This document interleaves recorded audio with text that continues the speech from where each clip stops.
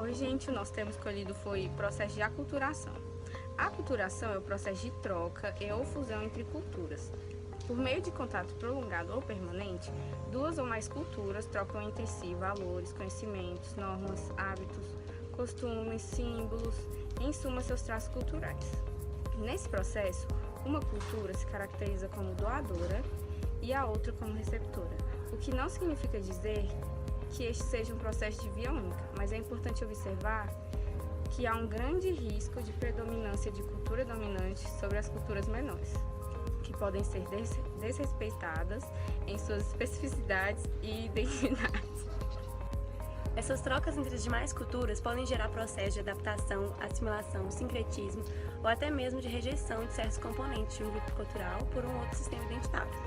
A aculturação, então, de modo geral, pode ocorrer mediante três possibilidades: livre, forçada ou planejada. A forma livre se dá de forma espontânea, pacífica e pode ocorrer devido ao sincretismo, que é a fusão de diferentes elementos culturais.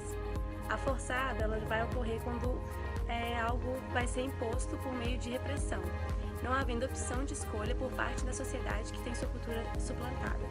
Já a planejada é previamente pensada e elaborada com objetivos específicos a serem atingidos. Na atividade de hoje, a gente vai falar sobre os conceitos de aculturação. E a aculturação ela pode acontecer de 4 formas diferentes, entre elas a assimilação. O que seria essa assimilação? Seria um tipo de aculturação, mas ela não é uma aculturação, é uma aculturação gradual, ela vai acontecer aos poucos. O que isso significa?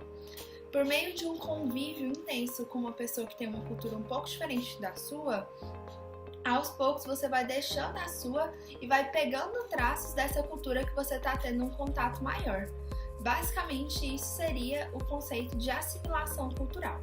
Então, é um tipo de aculturação que acontece por um processo. Bom, gente, eu vou falar um pouquinho sobre o sincretismo agora. O sincretismo é a fusão de diferentes doutrinas para a formação de uma nova, seja de caráter filosófico, cultural ou religioso. Bom, eu vou falar agora um pouco sobre o principal exemplo de sincretismo que a gente teve no Brasil, que é o sincretismo religioso, que ocorreu na época da colonização. Bom, na época da colonização, a religião oficial do Brasil era o catolicismo. E os escravos, os descendentes africanos, não tinham como cultuar a sua religião explicitamente, porque os senhores de engenho não deixavam. Então, eles começaram a pegar características da religião católica e mesclar com a religião de origem. E como eles faziam isso? Um exemplo, eles pegavam os santos do catolicismo e adaptavam para a religião africana, que eram os orixás. A transculturação é um tipo de aculturação, e nela é como se fosse desenvolvida uma nova cultura a partir de outras duas. É como aconteceu com Brasília, que devido à imigração de pessoas de diversos lugares do país e o convívio diário com diferentes culturas, foi criada a cultura brasiliense. Eu vou falar sobre a aculturação por dominação, que ocorre quando uma sociedade impõe os seus valores culturais em outro grupo social, por meio de uma coerção explícita.